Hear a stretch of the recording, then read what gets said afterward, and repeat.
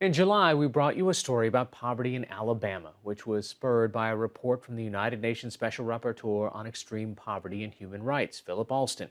Alston toured America, spotlighting third world style poverty in our first world country. NewsHour Weekend Special Correspondent Simon Ostrovsky continues following in Alston's footsteps with a report on poverty in Los Angeles. Supported in part by a grant from the Pulitzer Center on Crisis Reporting, this report is part of our ongoing series about poverty and opportunity in America, Chasing the Dream.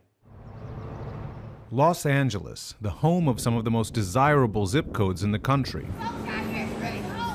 But right at the heart of this wealthy metropolis exist conditions that have been described by the city's own newspaper, the Los Angeles Times, as a national disgrace. One expanse of 50 city blocks is an area that's become synonymous with poverty, crime, and homelessness. It's existed for decades and has dogged successive mayoral administrations that have tried to eradicate it. It's called Skid Row, and is home to an estimated 2,000 members of Los Angeles County's homeless community. LA has one of the highest rents in the nation. And the reason why there's so many tents out here is because people can't afford to live in a house. Steve Richardson, who goes by the name General Dogon, is an activist at the LA Community Action Network, which advocates for the city's homeless community. The majority of the people that you see sleeping on the streets are black, and these are folks that have fell through the poverty level. It makes me really mad. Long the subject of local and national concern, Skid Row recently garnered international attention when it became the focus of a report written by the United Nations Rapporteur on Extreme Poverty, Philip Alston, whose job more often involves assessing conditions in the developing world. The homelessness on the streets in LA is pretty staggering in terms of magnitude, in terms of how long running it is. There is a chronic shortage of affordable housing. Nationally, homelessness has been mostly on the decline since 2010, though it ticked upward slightly in 2017 to nearly 554,000 people without their own roof over their heads in a so-called point-in-time count. The Los Angeles area, meanwhile, has trended in the opposite direction, as the cost of living here soared over the last decade, forcing thousands onto the street in what has amounted to a nearly 50% increase in homelessness since 2012 to almost 53,000 people. The sheer size of Skid Row makes it look like a refugee camp. But according to a 2017 report by several homelessness advocacy groups, the availability of toilets here is worse than in a UN-run Syrian refugee camp. It smells of urine everywhere. Skid Row had about 10 toilets, I think, for thousands of people. So it's a pretty bad setup. So this is, call it the Big Green Machine, and it's a bathroom. According to the LA Community Action Network, nearly 1,800 unsheltered people in Skid Row share access to just 9 toilets like this one, which means many avoid them altogether and use buckets, which are then emptied into the streets and trash cans. And that was PTSD, but I didn't know nothing about that. Willie Van Seals is a Vietnam vet suffering from heroin addiction, one of almost 3,900 homeless veterans in LA County. I'll show you. The buckets that we use are urinate, bowel movement. There's nowhere around here to use the bathroom. And that's hard on a person. You know what I mean? Especially you gotta walk around and find somewhere to take a crap. Come on now. The authorities know hygiene is an issue here. The county health department reported that its teams observed feces and urine on 8 of 10 sidewalks during a survey back in 2012. Street washes like this one have been instituted to help stop the spread of disease. If we don't power wash the streets, we end up with what we had years ago when we had a tuberculosis outbreak or a hepatitis outbreak or some kind of disease.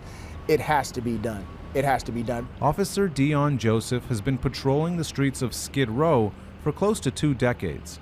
He says he's seen well-meaning policies to improve health conditions backfire. Years ago, we had 27 porta potties in Skid Row. My concern was that they would be taken over by the criminal element. And day one, that's exactly what happened. When those bathrooms were here, gangsters were charging the homeless $1 to $5 to use the porta potties for what they were designed for. While we're with him, Officer Joseph receives a complaint. I've got these people who've pulled up in front of the doorway. I've asked them repeatedly to move. and trying to have a rational conversation with the irrational people. I just don't want to do it. How are you? I'm sorry to bother you. There's a gentleman here who has a business and the law says you can't be within 10 feet of his doorway. Can you guys move about 10 feet this way so we can have his space? He resolves the situation without incident. But the UN report points to data from the LA Times showing that 14,000 homeless people were arrested in LA in 2016, a 31% increase since 2011. The report encouraged authorities to shift from a criminal justice response to a human rights-centered response to homelessness. Homelessness is being criminalized in many ways, and it's as though you sort of keep moving the pieces around the chessboard and suddenly it's going to improve, instead of saying, okay, we actually need to work out how to create places where these people can go. I agree with the UN. We shouldn't be the tip of the spear. Fix the system, especially in places like Skid Row, where many individuals struggle with dual diagnosis, where they're addicts and mentally ill. We don't want to be the tip of the spear, but we have to be until solutions arise. According to Victor Hinderleiter of the Los Angeles Homeless Services Authority, mental health and addiction are a huge factor contributing to homelessness. Approximately 30% of people experiencing homelessness self-report that they have a severe mental health disorder. About 30% of people experiencing homelessness self-report that they have a substance use disorder. Homelessness in and of itself is a traumatic experience. Christina Miller, the LA Mayor's senior project manager of homeless strategies, agrees that addressing homelessness is a multi-tiered process, but disagrees that the homeless are being criminalized. And instead of leading with police, leading with enforcement, we are doing everything we can to lead with services, because we know that police officers are not social workers. That is not necessarily in their purview, and having an enforcement-heavy response is not ultimately going to get people off the streets. Activists say they know what will get people off the streets. The solution is simple. This is what the solution is. This is the only thing that ends homelessness, is this right here, house keys. And until everybody got them, hey, you got to be good neighbors, because there's going to be people sleeping on the streets. There are a lot of solutions that we are focusing on currently in terms of trying to expand our interim shelter bed capacity. But we also know what the only solution is to homelessness, which is permanent housing.